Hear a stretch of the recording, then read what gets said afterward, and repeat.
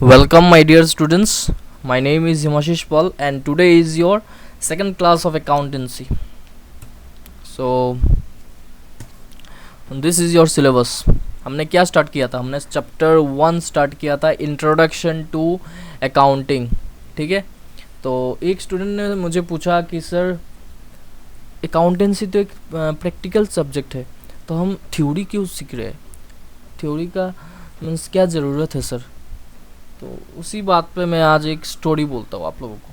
सुनिए, मज़ा आएगा. एक एयरपोर्ट था जिसमें एक बहुत मीन्स टैलेंटेड एक बच्चा था, टैलेंटेड एक लड़का था जो क्लीनिंग का काम करता था. तो रोज़ जब यहाँ पर आके मीन्स फ़्लाइट लैंड करता था, वो उसको क्लीन करता था. तो एक दिन क्या हुआ, क्लीन करते करते उसने सोचा कि क्यों ना मैं भी उस एरोप्लेन को उड़ाऊँ, फ्लाइट को उड़ाऊँ. तो उसने क्या किया, जो पायलट जहाँ पर बैठते हैं उसको सब जानते हैं, उसको बोला जाता है कॉकपिट. तो उसने क्या किया, कॉकपिट पे चला गया. ठीक है. तो कॉकपिट पे जाने के बाद वो जहाँ पर पायलट बैठता है वहाँ पर बैठ गया. ठीक है. बैठने के बाद उसको सामने एक बुक नज़र आया. तो बुक में लिखा हुआ था कि how to fly a flight. तो उसने लिखा हुआ था कि कैसे एक एरोप्लेन को उड़ाता है, उसको उसमें लिखा हुआ था, नीचे लिखा हुआ था वॉल्यूम 1. तो उसने क्या किया, बुक खोला उसने बुक खोला. बुक खोलने के बाद उसको लिखा हुआ था, फर्स्ट पेज में लिखा हुआ था कि press red button to close all the doors. तो उसने रेड बटन को प्रेस किया तो एरोप्लेन का जितना भी डोर्स था, विंडोज़ था, सब क्लोज हो गया. उसके बाद सेकंड लिखा था कि press green button to start its engines. तो उसने ग्रीन बटन को प्रेस किया तो इंजन भी स्टार्ट हो गया. उसके बाद लिखा था 3 नंबर पेज में लिखा था कि press blue button to start aeroplane. तो एरोप्लेन स्टार्ट हो गया, चलना शुरू कर दिया रनवे में. ठीक है. उसके बाद 4 नंबर स्टेप में लिखा था कि pull the levers to fly your aeroplane. तो उसने क्या किया, उसने लीवर को खींच दिया तो एरोप्लेन हवा में उड़ गया. उसको तो बहुत मज़ा आया कि वाह, मैंने एक दिन में उड़ाना सीख लिया, इतना इजी है. तो उसने उड़ा रहा था फ्लाइट को हवा में. उसके बाद उसको ध्यान आया कि नहीं, अभी तो उतरना है. तो उसने बुक को फिर से टर्न किया. तो लास्ट पेज में जो लिखा हुआ था, उसने उसको देख के उसका पूरा मीन्स दिमाग घूम गया. लास्ट पेज में लिखा हुआ था कि to learn how to land this flight you have to read volume 2. कि अगर आपको जानना है कि कैसे फ्लाइट को लैंड करवाना है, उसको जानने के लिए आपको इसी बुक का वॉल्यूम 2 को पढ़ना पड़ेगा. उसके बाद आप खुद ही अंदाज़ा लगा लो क्या हुआ होगा उस फ्लाइट का. क्या हुआ होगा, फ्लाइट क्रैश कर गया, एरोप्लेन क्रैश कर गया. सेम अगर हम अकाउंटेंसी नाम का जो एरोप्लेन है ना, उसको अगर हमको स्मूथली उड़ा के डेस्टिनेशन तक उसको लैंड करवाना है तो पहले थ्योरी सीखना पड़ेगा. अगर हमने थ्योरी अच्छी तरह से नहीं सीखा तो प्रैक्टिकल नहीं होगा, हमारा एरोप्लेन सामने जाके क्रैश कर जाएगा. हम तो पहले तो बहुत खुशी हो जाएंगे कि वाह, उड़ा रहे हैं हम अकाउंटेंसी नाम का एरोप्लेन को, लेकिन डेस्टिनेशन तक हम नहीं पहुंच पाएंगे अगर हम थ्योरी का बेस को क्लियर नहीं किया. सामने जाके ही एरोप्लेन क्या हो जाएगा, क्रैश कर जाएगा. ठीक है. तो उसके लिए पहले हमको क्या करना पड़ेगा, थ्योरी का बेस स्ट्रॉन्ग करना पड़ेगा. ठीक है. So the first chapter in the class 11 accounts books deals with theoretical base required for practice of accountancy. ठीक है. तो चलिए, मैंने उस दिन क्या पढ़ाया था, थोड़ा रिवाइज कर लेते. उस दिन मैंने पढ़ाया था कि what is economic event, what is non economic event. तो इकोनॉमिक इवेंट क्या होता है, कि जो जो इवेंट को, जो जो एक्टिविटीज़ को हम मनी के टर्म में मेज़र कर पाते हैं उसको कहा जाता है इकोनॉमिक एक्टिविटीज़। जिसको मनी के टर्म में हम मेज़र नहीं कर पाते उसको कहा जाता है नॉन इकोनॉमिक एक्टिविटीज़। समझ में आया?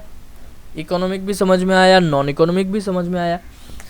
तो बिजनेस में या अकाउंटेंसी में अगर हम पर्टिकुलरली बोले, हम कौन से एक्टिविटीज़ को हम पिक करते हैं? हम बिजनेस में या अकाउंटेंसी में हम हर समय इकोनॉमिक एक्टिविटीज़ को हम पिक करेंगे।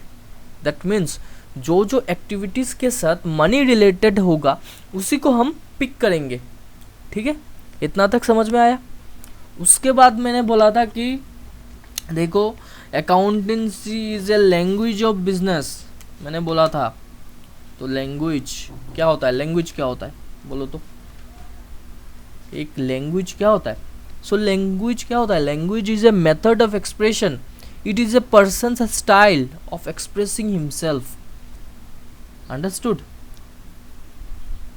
मैं अगर किसी अमेरिकन से बात करना चाहूँ तो मैं किससे कैसे बात करूँगा? मोड क्या होगा? इंग्लिश। इंग्लिश से मैं कम्युनिकेट करूँगा, इसको ही तो लैंग्वेज कहा जाता है। नहीं जानता मैं इतना, लेकिन इसको ही सिंपल वर्ड में इतना ही तो होता है लैंग्वेज का मीनिंग। ठीक है, so accounting is also a language. किसका लैंग्वेज? बिजनेस का। ठीक है, क्योंकि बिजनेस एंड ओनर, देखो business and owner are two separate entity, दोनों सेपरेट पार्ट है, दोनों सेम नहीं है। बिजनेस अलग है और ओनर अलग है। ठीक है, जैसे रिलायंस और मुकेश अंबानी एक है क्या? नहीं, रिलायंस अलग है और मुकेश अंबानी अलग है। ठीक है, नाहटा और नाहटा का जो मालिक होगा, नाहटा टेक्सटाइल जो सिलचर में है, वो और जो नाहटा का जो मालिक है दोनों सेम है क्या? नहीं। विशाल बिग बाज़ार जो है और बिग बाज़ार और विशाल का जो मालिक है दोनों सेम है क्या? नहीं, दोनों सेम नहीं है। तो बिजनेस इसलिए कहा जाता है कि business and owner are two separate entity. ठीक है, तो अगर दो सेपरेट एंटिटी होता है, दो सेपरेट पर्सन होता है, तो दोनों को तो कम्युनिकेशन करना पड़ेगा ना स्मूथ रन के लिए। आज मैंने किसी से दोस्ती किया, अगर मैं उसके साथ कम्युनिकेट ही नहीं कर पा रहा तो मेरा दोस्ती अच्छा से टिकेगा क्या? नहीं। सेम बिजनेस मैंने आज एक ओपन किया, उसके साथ मैं अच्छी तरह से कम्युनिकेट ही नहीं कर पा रहा तो बिजनेस मेरा अच्छा चलेगा क्या? नहीं। सो बिजनेस कैसे कम्युनिकेट करेगा उसके ओनर से?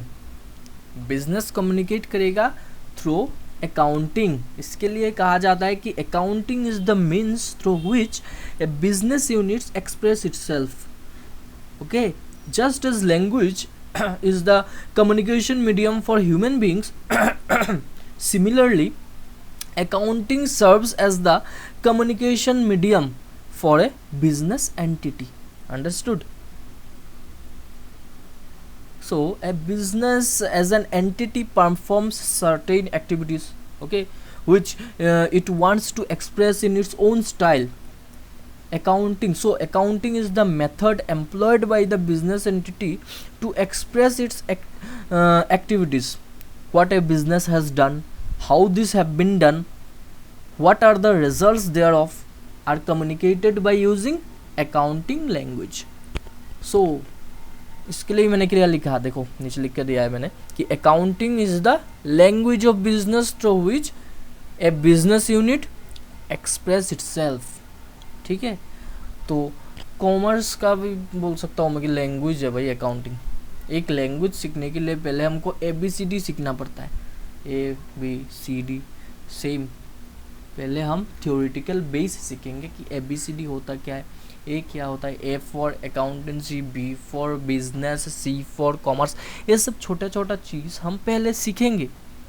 ठीक है, उसके बाद ही हम प्रैक्टिकल स्टार्ट करेंगे, नहीं तो हमारा फ्लाइट लैंड नहीं करेगा। फ्लाइट उड़ तो जाएगा लेकिन लैंड नहीं करेगा, क्रैश करेगा।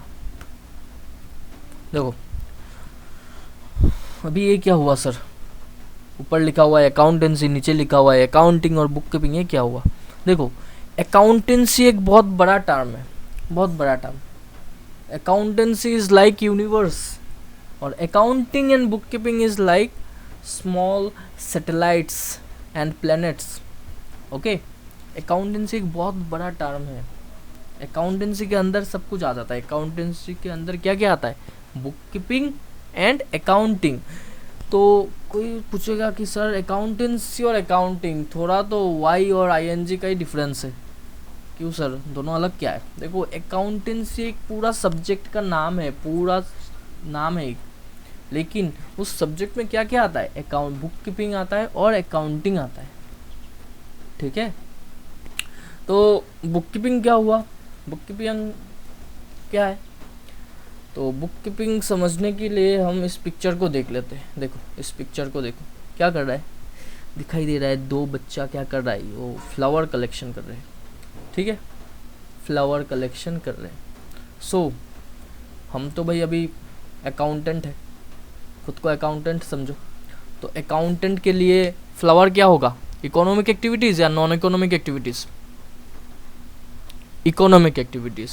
तो अकाउंटेंट के लिए फ्लावर क्या होगा, इकोनॉमिक एक्टिविटीज़। सो हम लोग सिर्फ फ्लावर ही कलेक्ट करेंगे, ठीक है। यहाँ पर तो बहुत घास भी है, पत्ता भी है, वो सब हम कलेक्ट नहीं करेंगे। हमारा मतलब है सिर्फ इकोनॉमिक एक्टिविटीज़ को कलेक्ट करना है, इकोनॉमिक एक्टिविटीज़ को रिकॉर्ड करना। तो बुक कीपिंग का भी यही काम है।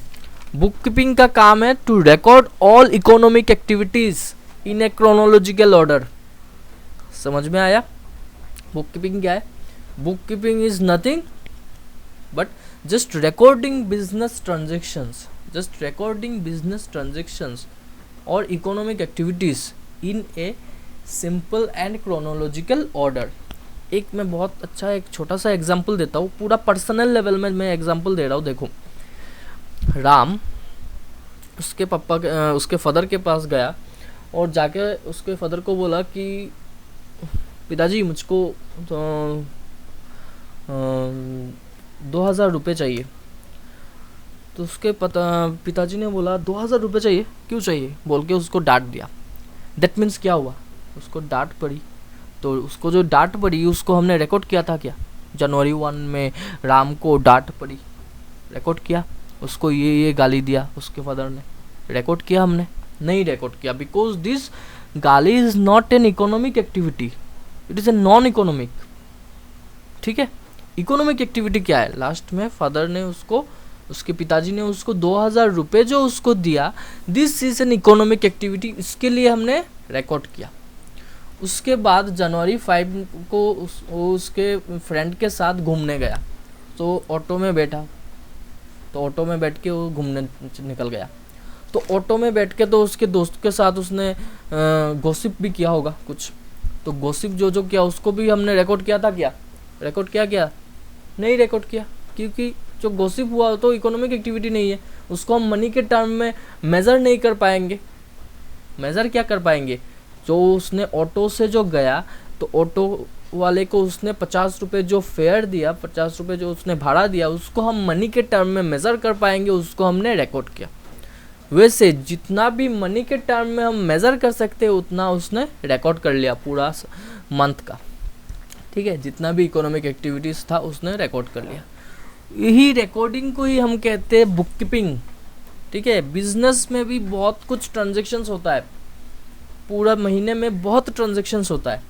तो बुक कीपिंग का मीन्स जो होता है, बुक कीपिंग के रिस्पॉन्सिबिलिटी में जो रहता है वो क्या करता है, वो सिर्फ रिकॉर्ड करता है कि जनवरी 1 में ये हुआ, जनवरी 5 में ये हुआ, जनवरी 7 में ये हुआ, सब रिकॉर्ड करता है, उसको ही हम कहते हैं book keeping.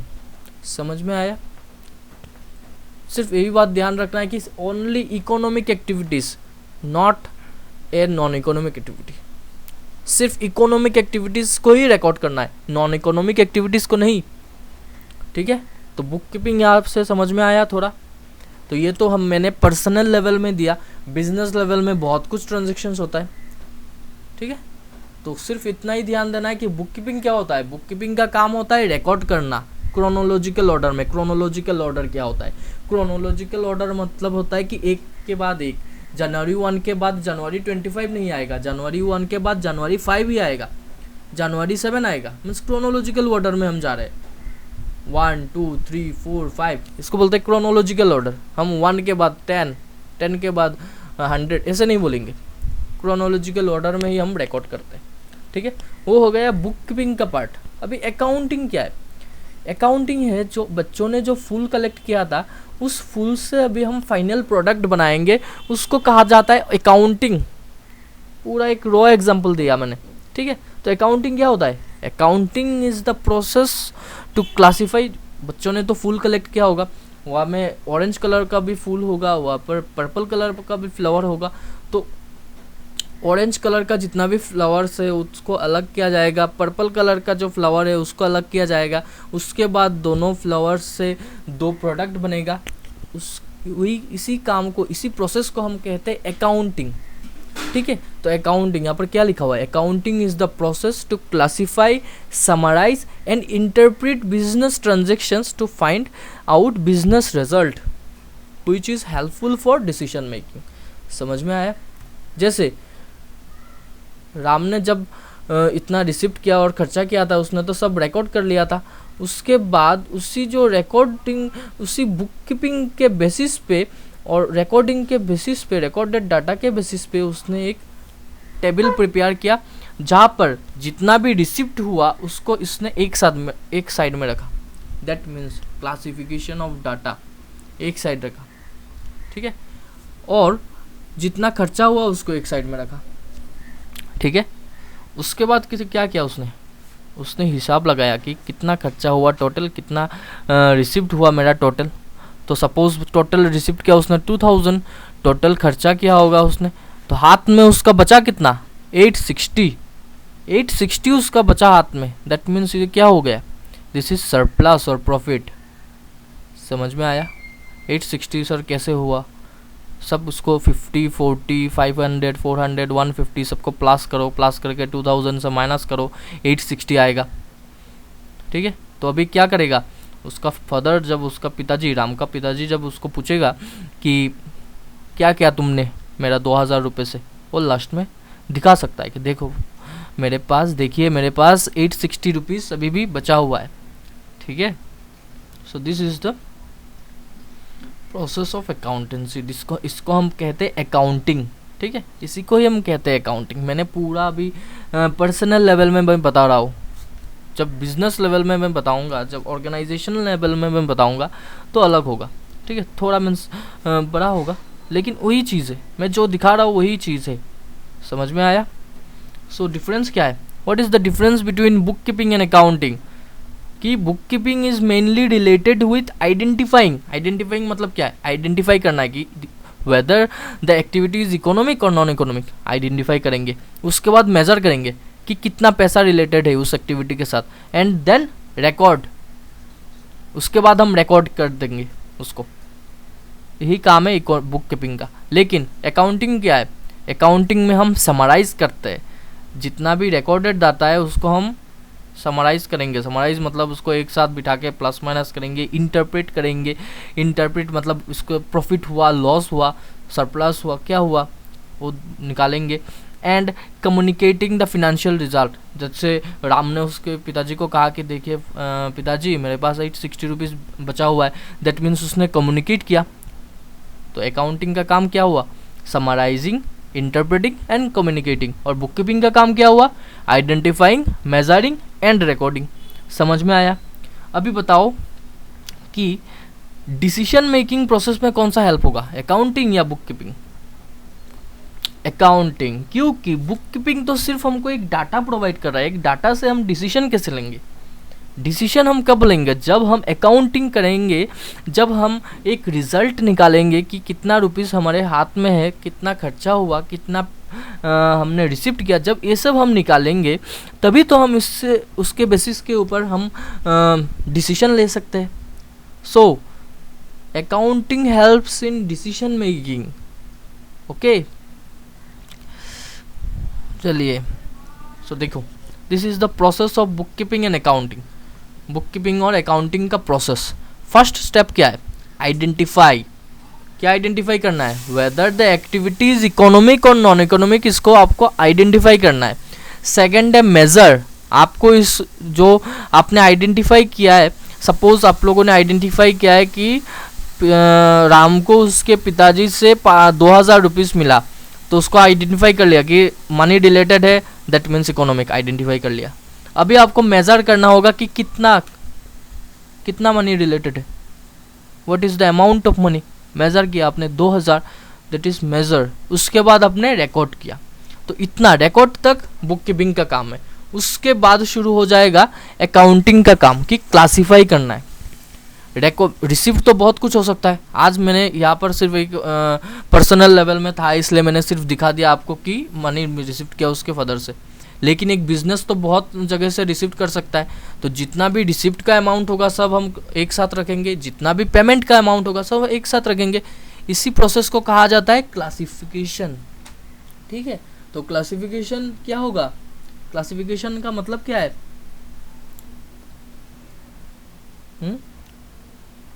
All transactions relating to a particular nature are classified or are gathered at one place। समझ में आया? उसके बाद आता है समराइजिंग। ठीक है, समराइजिंग मतलब उसको हम अच्छी तरह से समराइज करेंगे कि देखते कि ठीक है क्या, कुछ गलत एंट्री हो गया क्या, कुछ हमने रॉन्ग एक्टिविटीज़ को हमने पुट कर दिया क्या, ये सब हम देखेंगे। उसके बाद हम करेंगे समराइजिंग। तो समराइजिंग के बाद हम समराइजिंग करके उसके बाद हम इसका रिज़ल्ट भी निकाल लेंगे कि कितना सरप्लस हुआ, कितना प्रॉफिट हुआ, ये सब रिज़ल्ट भी निकाल लेंगे। उसके बाद उसको हम एनालाइज करेंगे। एनालाइज रिज़ल्ट तो निकाल लेंगे, रिज़ल्ट निकालने के बाद हम देखेंगे कि हमारा सरप्लस कितना हुआ, प्रॉफिट कितना हुआ, इसको बोलते हैं एनालाइजिंग। ठीक है, उसके बाद उस जो रिज़ल्ट निकला उसको हम इंटरप्रेट करेंगे। इंटरप्रेट कैसे करेंगे, उसको हम ओनर को देंगे, तो हुआ इंटरप्रेट। उसके बाद जो फाइनल स्टेप है उसको कहा जाता है कम्युनिकेट। इंटरप्रेट के साथ ही कम्युनिकेट हो जाता है। समझ में आया? This is the process of accounting. तो जो हम अकाउंटिंग से जो कर रहे हैं ना, जो अकाउंटिंग कर रहे हैं वो किसके लिए कर रहे हैं, किसको चाहिए? तो अकाउंटिंग दो यूज़र्स को चाहिए। यूज़र्स जैसे आप अगर बोलते हो कि यूज़र्स क्या है, यूज़र्स मतलब कौन यूज़ करता है अकाउंटिंग का जो रिज़ल्ट है उसको कौन कौन यूज़ करता है। तो there are two users basically, one is internal users and another is external users. तो इंटरनल यूज़र्स कौन हुआ, जो बिजनेस के साथ डायरेक्टली रिलेटेड है, जो बिजनेस के जो डिसीजन मेकिंग प्रोसेस है उसको डायरेक्टली इन्फ्लुएंस कर सकते, उनको हम कहते हैं इंटरनल यूज़र्स। ठीक है, जैसे owners, managers, employees, they are directly related with business, तो उनको हम कहते हैं इंटरनल यूज़र्स। उनको अकाउंटिंग से बहुत मतलब है, वो सब डिसीजन मेकिंग में यूज़ करते हैं, वो जानते हैं अपना पोजीशन क्या है। ठीक है, और एक्सटर्नल के यूज़र्स क्या हुआ, एक्सटर्नल यूज़र्स वही हुआ कि जो means investors, creditors, government, they are not directly related with business. ठीक है, डायरेक्टली नहीं है। इन्वेस्टर्स कौन है, जो बिजनेस में पैसा लगाता है। सपोज मैंने एक बिजनेस स्टार्ट किया, ठीक है, तो मैंने तो लगाया, तो मैं जो लगाऊंगा उसको कहा जाता है कैपिटल। एज ए ओनर मैंने एक पैसा लगाया, उसको मैं कहूँगा मैं कैपिटल लगा रहा हूँ। आज मेरा जो दोस्त है उसने बोला भाई तेरे बिजनेस में इन्वेस्ट कर लेता हूँ, फ्यूचर में अगर कुछ हुआ तो मुझे दे देना थोड़ा, तो ही इज़ एन इन्वेस्टर। तो इन्वेस्टर को भी तो चाहिए अकाउंटिंग इन्फॉर्मेशन। इन्वेस्टर भी तो देखना चाहता है कि बिजनेस का कितना प्रॉफिट हो रहा है, कितना लॉस हो रहा है। So he is an external users. ठीक है, क्रेडिटर क्या हुआ, जिससे हम बिजनेस का सामान खरीद के लाते हैं उसको हम कहते हैं क्रेडिटर। तो सामान खरीद के लाए लेकिन उनको पैसा नहीं दिया अभी तक, ठीक है, that's why he is a creditor. समझ में आया? क्रेडिटर क्या हुआ, तो क्रेडिटर्स और सप्लायर्स, क्रेडिटर्स क्या हुआ, creditors are person who supplies materials, ठीक है, फॉर बिजनेस। आज मेरा कपड़ा का दुकान है, ठीक है, तो मुझको अभी कपड़ा चाहिए, बहुत कुछ मतलब अभी मुझको परचेज करना है, तो मुझे 20 लाख रुपए का क्लॉथ चाहिए। तो मैं कोलकाता का एक बहुत नामी दामी मर्चेंट से मैंने ले लिया, लेकिन उनको मैंने अभी 20 लाख रुपीज़ पेमेंट नहीं किया। सो ही इज़ माई क्रेडिटर। तो क्रेडिटर जो मुझको 20 लाख रुपए का जो सामान देंगे वो कौन से बेसिस में देंगे, उनको भी तो देखना होगा कि बिज़नेस प्रॉफिट करता है क्या, कि उसको ऐसे ही दे दूँ। अगर मेरा बिज़नेस लॉस कर रहा है तो क्यों दे, तो उनको भी चाहिए अकाउंटिंग इन्फॉर्मेशंस की। देखिए मेरा इतना सरप्लस होता है पर मंथ, मैं आपको 20 लाख रुपीज़ रिटर्न कर सकता हूँ। मैंने आज बैंक से लोन लिया 50 लाख रुपीज़, तो बैंक मुझे क्यों 50 लाख रुपीज़ दे? किसका गारंटी है? आज अगर गवर्नमेंट एक एम्प्लॉई अगर बैंक से 50 लाख रुपीज़ लोन लेगा तो बैंक जानता है कि उसका सैलरी आता है 50,000 रुपीज़ पर मंथ, वो 20,000 पर मंथ मुझे दे सकता है। लेकिन बिजनेस का कैसे समझे? तो अकाउंटिंग इन्फॉर्मेशन से बैंक को समझ में आ जाएगा कि इतना प्रॉफिट होता है उसका पर मंथ, तो मैं उसको दे सकता हूँ इतना रुपीज़। ठीक है। गवर्नमेंट को क्यों चाहिए अकाउंटिंग इन्फॉर्मेशन? क्योंकि गवर्नमेंट को टैक्स के पर्पस से अकाउंटिंग इन्फॉर्मेशन देखना पड़ता है, क्योंकि अगर हम बिजनेस करते हैं और गवर्नमेंट को टैक्स देना पड़ता है, तो अगर अकाउंटिंग इन्फॉर्मेशन गवर्नमेंट ना देखे तो हम तो जो जितना भी मन करे 1 रुपये दे देंगे टैक्स। तो गवर्नमेंट कैसे सोचे कि मेरा 1 रुपये तो टैक्स दे रहा हुए मीन्स जेन्युइन है? तो इसके लिए गवर्नमेंट क्या करता है, हमारा प्रॉफिट एंड लॉस स्टेटमेंट देखता है कि कितना प्रॉफिट हुआ, and on the basis of our profit government क्या करता है, टैक्स चार्ज करता है। ठीक है। तो ये हुआ हमारा users, internal users and external users. ठीक है। तो आज के लिए इतना ही काफ़ी है, बिकॉज एक चीज़ क्या है, slow and study wins the race. एक बात होता है ना, एक इंग्लिश में एक लाइन है, slow and study win the race. तो हम धीरे धीरे सीखेंगे और जीतेंगे। ठीक है। हम रेस नहीं करेंगे। ठीक है।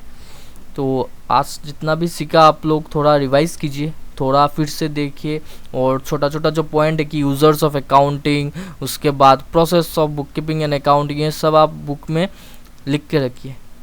ठीक है। So thank you. फिर से हमारा क्लास होगा नेक्स्ट ट्यूसडे को। So thank you.